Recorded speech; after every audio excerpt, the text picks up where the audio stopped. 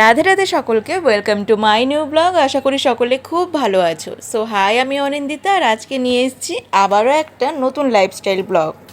এখন প্রায় ভোরের 5টা মতো বাজে আর আমি উঠে আগে মুখটা ধুয়ে নিচ্ছি। আর এরপরে জিরার জল আমি ভিজিয়ে রেখেছিলাম আগের দিন রাত্রে, ওটাকে ফুটিয়ে নেবো কিছুক্ষণ। আর তারপরে ব্রাশ করে নেবো। এটা ফুটতে ফুটতে জিরার জলটা ভিজিয়ে রেখেছিলাম বা খাওয়া শুরু করেছি, এখন অনেকটাই মোটা মতো হয়ে গেছে, যার জন্য একটু জিরা জলটা খাওয়া শুরু করে দিয়েছি। আর এরপর জিরা জলটা খেতে খেতে ছাদ থেকে একটু পায়চারি করব, হাঁটাহাঁটি করব বেশ কিছুক্ষণ। ভেবেছিলাম গাছে জল দিয়ে দেবো, কিন্তু এখন যা অবস্থা, সকাল করে কুয়াশা পড়তেছে, গাছের গোড়া এমনিতেই ভেজা আছে, গাছে জল দিলে গাছের গোড়াগুলো নষ্ট হয়ে যাবে। এখন জল দিতে আর তো পারবো না, আবার দুপুরের দিকে দেবো না, বিকেলের দিকে দেবো হয়তো। এখন সবে আমি পুজো দিয়ে ঢুকেছি রুমে, আর রুমে ঢুকেই দেখি রুমের এত খারাপ অবস্থা। হাজব্যান্ড দোকানে যাওয়ার পরে রুমের অবস্থাটা ঠিক এরকমই হয় প্রায় সময়। তো ওটাকে তাড়াতাড়ি করে গুছিয়ে নেবো রুমটাকে। আর যেহেতু আজকে আমার একটু হেয়ার কেয়ারের ব্যাপারও আছে, তো এগুলো আরও তাড়াতাড়ি কাজ সেরে নেবো আমি।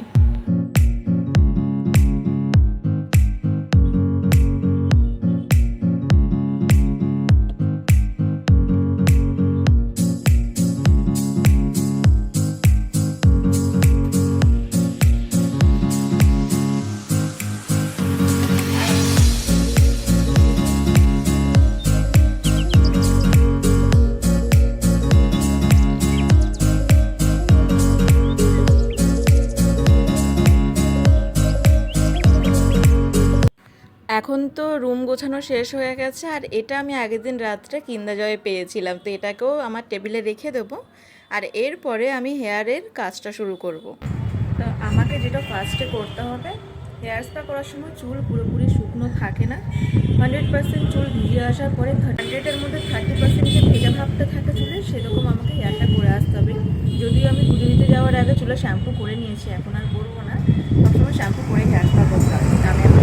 আমি এখন চুল ভিজিয়ে এসেছি, এখন প্রায় 30% চুল ভিজিয়ে এসেছি আমি। কিছুটা শুকনো থাকবে, দেখেই বুঝতে পারছো তো যে কতটা শুকনো আছে আর কতটা ভেজা।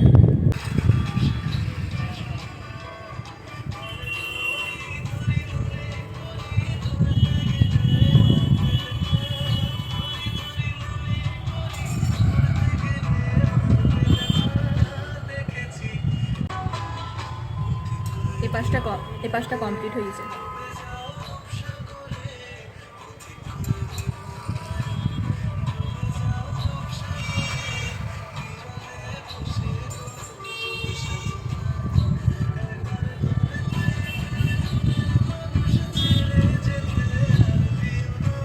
এখন আমার মাথায় লাগানো হয়ে গেছে ক্রিম, তো এখন আমি এটাকে হিট করে মাথায় দেবো।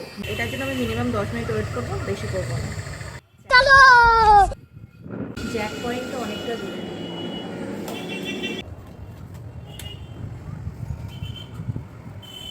এটাকে এবারে যে অন করব, এই যে অন হয়ে গেছে এটা। আর এটা মাথায় দেবো, এটা ছোট বড় সব রকম করা যায়, এটা মাথায় দেবো, এর ভিতরেই হিট হবে। এইটার খুব ভালো একটা জিনিস যে এটা আলাদা একটা পেপার দেওয়া আছে হেয়ার ডিরেক্ট না পুড়ে যাওয়ার জন্য, অনেক রকম ব্যাপার আছে। যাই হোক, বাদ দাও, অত কিছু ভেবে আমার লাভ নেই, আমার মাথায় দিতে হবে, এটাই আমি জানি।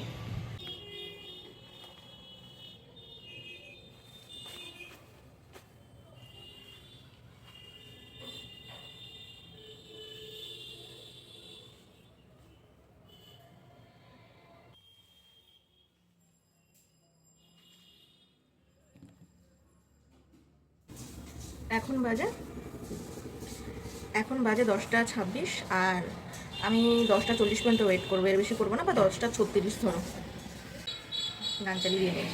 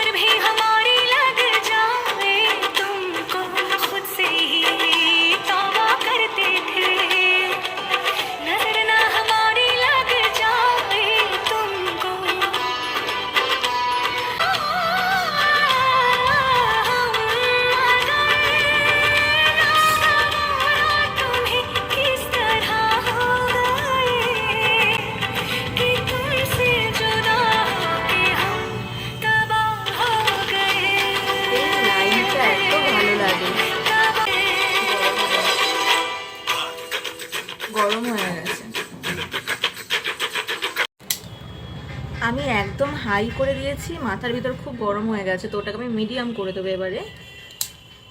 মিডিয়াম হয়ে গেছে, ধীরে ধীরে গরমটা একটু কমবে, মানে একটা টেম্পারেচার রাখি এমন যেটা মাথায় নিতে পারবো। এরপরে বেশি হিট নিয়ে দিলে মাথা ব্যথা হয়ে যাবে। 10:43 হয়ে গেছে। এখন এটা খুলে ফেলবো আর চুলটা ধুয়ে আসবো, তারপরে রেজাল্ট দেখাচ্ছি। আগে অফ করতে হবে।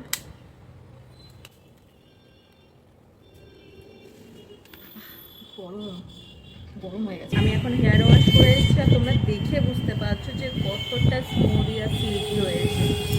জাস্ট লুক অ্যাট দিস, দেখেই বুঝতে পারছো যে চুলের অবস্থা, মানে এত সিল্কি চুলটা, এত ভালো লাগছে, এত ভালো রেজাল্ট পাই আমি এটা যখনই দিই। মানে জাস্ট সিল্কি দেখো, কোনো জটের ঝামেলা নেই। এটা মিনিমাম 4-5 দিন কোনো জটের ঝামেলা থাকবে না, তারপরে হয়তো তুমি যেরকম রাখবে চুল সেরকমই থাকবে, বাট হ্যাঁ এই সিল্কনেসটা থাকবে, দারুণ কাজ করে।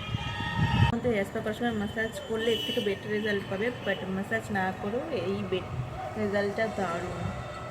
তাহলে বাড়িতে ট্রাই করো আর আমাকে কমেন্ট করে জানাও যে তোমাদের রেজাল্ট কেমন এসেছে। দুপুরে খাওয়া দাওয়া করে তো ঘুমিয়ে নিয়েছি, কিন্তু ঘুম থেকে উঠে এত আওয়াজ হচ্ছে, শোনো,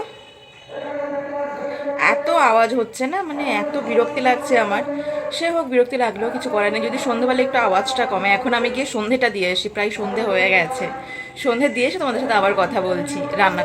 এই সবে মাত্র সন্ধেটা দিয়ে আসলাম, আর এই মিডিল টাইমটা তেমন কোনো কাজ থাকে না আমার, তো সেই সময়টা আমি একটু ফোন ঘাঁটি আর নয়তো টুকিটাকি কাজগুলো করে থাকি। আর এরপরে হচ্ছে যখন টাইম হয়ে আসে, মানে একটু রাত হয়ে আসে, তখন রান্নার দিকে যাই।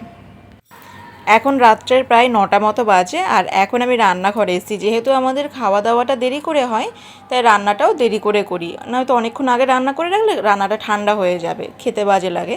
তো আজকে আমাদের মেনু হচ্ছে ফ্রাইড রাইস আর আলুর দম। তো 2-1 জন ফ্রাইড রাইস পছন্দ করে না, তাদের জন্য ভাত বসিয়েছি। আর এদিকে মোটামুটি সবজি ভাজাভুজি করে নিয়েছি, আর আলুর দমের জন্য আলুটাকেও কষিয়ে নিচ্ছি। রান্না করার সময় অন্তত 1 থেকে 1.5 লিটার জল শুধু আমার পেটেই চলে যায়, এত জল খাই আমি রান্না করার সময়। এই রিসেন্ট যে আমরা মায়াপুর ঘুরতে গেছিলাম, ওখানে গিয়ে এই ঘিটা এনেছি। প্রত্যেকটা ঘি ভালো হয়, কিন্তু এই ঘিটা জানি না আমার বেশি ভালো লাগে, মানে সেন্টটা না এতটাই সুন্দর লাগে। হ্যাঁ, প্রত্যেকটা ঘির সেন্টই ভালো হয়, কিন্তু এটা বেশি বেটার।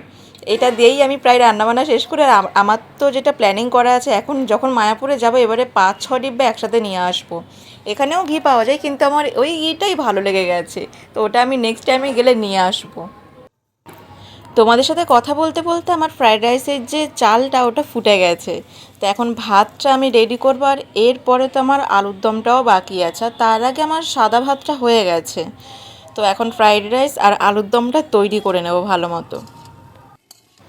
এত ঘন ঘন না এখন ওয়েদার চেঞ্জ হচ্ছে, যেন গরমের হাফ টাইম আর ফুল টাইম ডিউটি পড়েছে, ঠান্ডা আর গরম করো সবাইকে। আমার রান্না প্রায় কমপ্লিট হয়ে গেছে, প্রায় না পুরোটাই কমপ্লিট হয়েছে। এবার রুমের দিকে এসছি আমি, তো আমার এত গরম লাগছে দেখেই বুঝতে পারছো এতটা ঘামিয়েছি। আপাতত রান্নাবান্না সমস্ত শেষ, কাজকর্ম যা আছে সমস্ত শেষ। এবার নিজস্ব কিছু কাজ করব, আর তারপরে রাত্রে সবার সাথে খাওয়া দাওয়া করবো, ব্যাস এখানেই এন্ড। তাহলে আজকে ব্লগটা এখানে এন্ড করছি। সকলে খুব ভালো থেকো, আবার এরকম নতুন নতুন লাইফস্টাইল নিয়ে ব্লগ তোমাদের জন্য নিয়ে আসবো।